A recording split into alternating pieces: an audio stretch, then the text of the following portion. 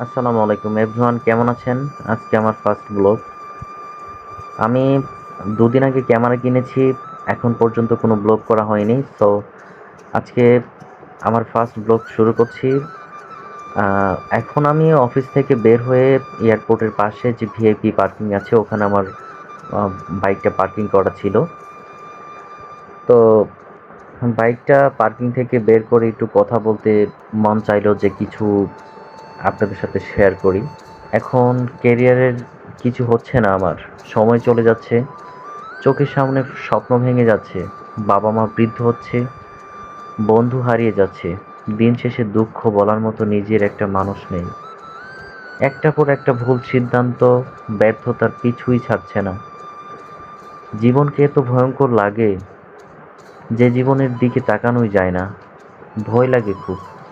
এখন প্রায় মনে হয় পৃথিবীর পার্থিব মানুষ বলতে যদি কেউ থাকে তবে ওই মানুষটাই আমি, যার কোনো প্রয়োজন নেই। পৃথিবীর জীবনে অদ্ভুত একটা সময় পার করছি। হঠাৎ করে প্রচণ্ড হতাশ হয়ে যাচ্ছি, হঠাৎ করে নতুন উদ্দীপনা পাচ্ছি। নিজের কি হবে তা ঠিক নাই। সম্ভবত একা একা বাঁচতে হবে, কেউ কারো না। জীবনের গতি বাড়াতে নিজেকেই এগিয়ে যেতে হবে, একদিন সব হবে। কিন্তু মাঝে মাঝে কেমন জানি হতাশা হয়ে যাচ্ছি। মাঝে মাঝে খুব কষ্ট হয়,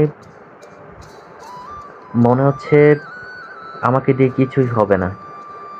আমার মাঝে মাঝে মনে হয় যে আমাকে কিছু করতে হবে, আমাকে অনেক দূর এগিয়ে যেতে হবে।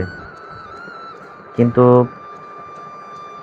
কেমন জানি মনে হয় যে আমার লাইফে সাপোর্ট দেওয়ার মতো এমন কাউকে পাইনি